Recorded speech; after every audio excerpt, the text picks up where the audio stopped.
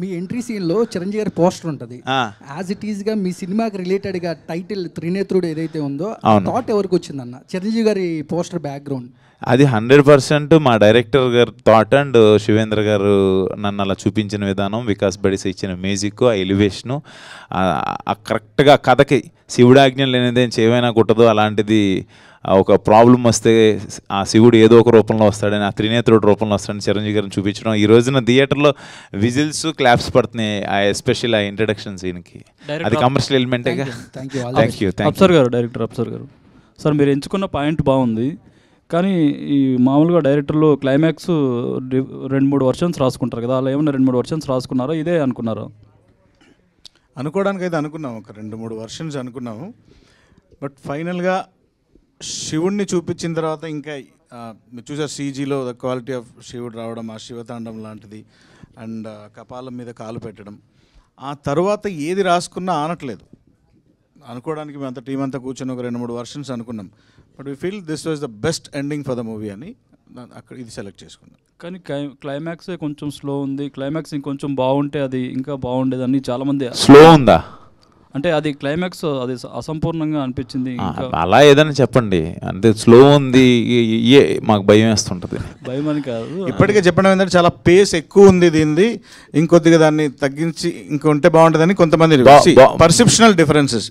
మాకు చూసినప్పుడు అనిపించింది ఏంటంటే ఒక హైలోకి వెళ్ళి ల్యాండ్ చేసి కట్ చేసాం, అంటే దుష్ట శిక్షణ జరిగిపోయింది, దాంతో ఎండ్ చేసాం దాన్ని. నెక్స్ట్ పార్ట్లో ఏం జరుగుతుందనే చూడాలి. మన సినిమా కూడా స్టార్ట్ అవటం శివయ్యతోనే స్టార్ట్ అవుతుంది కదా, దాంతో ఎండ్ చేద్దామని చెప్పి ఇంకా అది మీరు అనుకున్న అబ్రప్ట్ది ఏదైతే ఉందో 100% ఒక్కొక్కరి పర్సెప్షన్లో ఒక్కొక్కలాగా ఉంటుంది. శివుణ్ణి తలుచుకుంటే వెళ్ళిపోయేవాళ్ళు కొంతమంది ఉంటారు, కొంతమంది పాయింట్ దగ్గర ఆగేవాళ్ళు ఉంటారు. ఆ క్వశ్చన్కే నేను యాడ్ ఆన్ చేస్తాను. ఏంటంటే క్లైమాక్స్లో అంటే ఆఫ్టర్ కాంతార తర్వాత ఆ ఎఫెక్ట్ అన్నది చాలా మందిలో పడిపోయింది. ఏంటంటే ఏదైనా ఎలివేషన్ వచ్చేటప్పుడు ఒకసారిగా ఆయన సౌండ్ చేస్తూ అంటూ వచ్చే ఒక సౌండింగ్ ఉంటుంది కదా, అదే టైప్లో అంటే ఎప్పుడైతే ఈ కాలభైరవుడు అవతారం అని అనగానే అన్న దగ్గర నుంచి కూడా వచ్చే ఒక ఎక్స్ప్రెషను, ఈ కాంతార ఎఫెక్ట్ అనేది ఆడియన్స్లో కూడా చాలా ఉంటుంది. అంటే ఆఫ్టర్ కాంతార అందరు ఇలాగా చూస్ చేసుకుంటున్నారు అనే ఒక థాట్ అయితే అందరిలోనూ ఉంటుంది. దీన్ని మీరు ఎలా జస్టిఫై చేస్తారు? అన్నిటికంటే ముందు కాంతారా క్లైమాక్స్ మనందరికీ బాగా నచ్చింది. లాస్ట్ 10 minutes గూస్ బంప్స్ థియేటర్లో. అది ఆ టైంలో ఆ దేవతలు పంజుర్లి, గుళిక, సో ఇలాంటివి అక్కడ యాప్ట్, ఆ సౌండింగ్ కూడా అక్కడ ట్రైబల్స్లో ఉండింది కాబట్టి అది ఓకే. ఇక్కడ కూడా మీరు యాక్సెప్ట్ చేయాల్సింది ఏంటంటే వచ్చింది కాలభైరవుడు.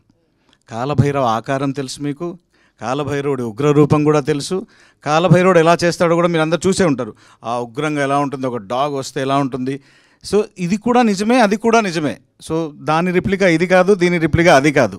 సో దేనికి అది కరెక్ట్గా మ్యాచ్ అయింది. ఈ కథకి కాలభైరవుడు వచ్చిన తర్వాత ఏం చేయాలో ఆ హీరో అదే చేశాడు. So direct answer. ఇంకోటి ఏంటంటే మీరు ఆర్మీ బ్యాక్డ్రాప్ నుంచి వచ్చారు అనేది తెలిసింది. ఎస్, అంటే ఆ బ్యాక్డ్రాప్ నుంచి రావడం వల్లే ఇందులో ఉగ్రవాదాన్ని తీసుకొచ్చారా ఏంటండి? ప్రతి సినిమాలో ఏదో ఒక చెడు ఉంటుంది. అంటే శివుడు రావాలంటే ఇక్కడ ఏదో ఇద్దరు ముగ్గురు కలిసి ఒకరిని మర్డర్ చేసేసి ఉంటే ఒక శివతత్వాన్ని తీసుకొని రావాలి. ఒక పెద్ద హీరో ఉంటే పెద్ద సమస్య ఉండాలి.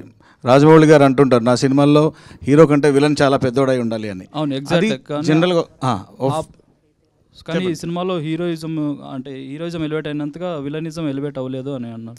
ఇక్కడ విలన్ మన క్యారెక్టర్స్ కాదు, సిచ్యుయేషన్.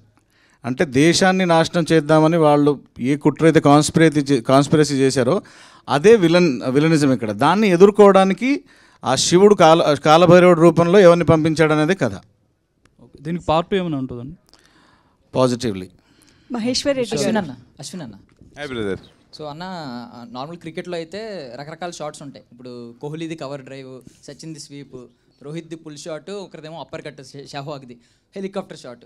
సో అన్ని షాట్స్ ఉద్దేశం ఒకటే, బాల్ని బౌండరీ దాటించాలి. సో ఇక్కడ కూడా రకరకాల జానరాస్ ఉన్నాయి మీరు ఎంచుకున్నవి, హారర్, థ్రిల్లర్, డివినిటీ, రకరకాలవి. అన్నిటికీ ఒకటే కాన్సెప్ట్, ఏంటి లాస్ట్ బొమ్మ బ్లాక్ బస్టర్ అవ్వాలని.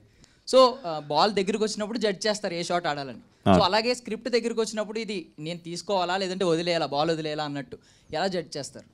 నేను చిన్న యూనిక్నెస్ని అయితే ఎక్స్పెక్ట్ చేస్తా బ్రదర్. నాకు ఏంటంటే అందరూ అన్నీ అనుకుంటారు, కొన్ని రీచ్ అవ్వచ్చు. మన 5 ఏళ్ళే ఒకలాగా ఉండవు, ఒకటి పొట్టిగా ఉంటుంది, ఒకటి బండగా ఉంటుంది, పొడుగ్గా ఉంటుంది. సో ఈ పాయింట్ ఆఫ్ వ్యూలో ఒక్కొక్కరికి ఒకటి నచ్చిద్ది. ముందు మనం చేసే వాళ్ళకి మనకు ఒకటి నచ్చాలి, మనకు నచ్చకపోతే అసలు మనం చేయలేం. చూసేవాళ్ళకి మేబీ ఈ పాయింట్ నచ్చచ్చు, ఇంకోటి నచ్చచ్చు, ఒకరికి ఎంటర్టైన్మెంట్ నచ్చచ్చు, ఒకరికి ఎమోషన్ నచ్చచ్చు, కొంతమంది ఫైట్లు నచ్చచ్చు. అలాగా నాకు ఏదన్నా కథతో పాటు ఏదన్నా మన సైడ్ నుంచి ఏదైనా కొత్తదనం ట్రై చేయాలి, రెగ్యులర్గా అనిపించుకోకూడదు. ఎస్, అక్కడక్కడ ఇది మిస్ అయింది అది మిస్ అయింది అని మేబీ అనుకోవచ్చు, బట్ కాన్సెప్చువల్గా అరే భలే పాయింట్ తెచ్చాడరా, భలే కొత్తదనం ఉంది అని అనిపించుకోవాలని ఉంటుంది నాకు.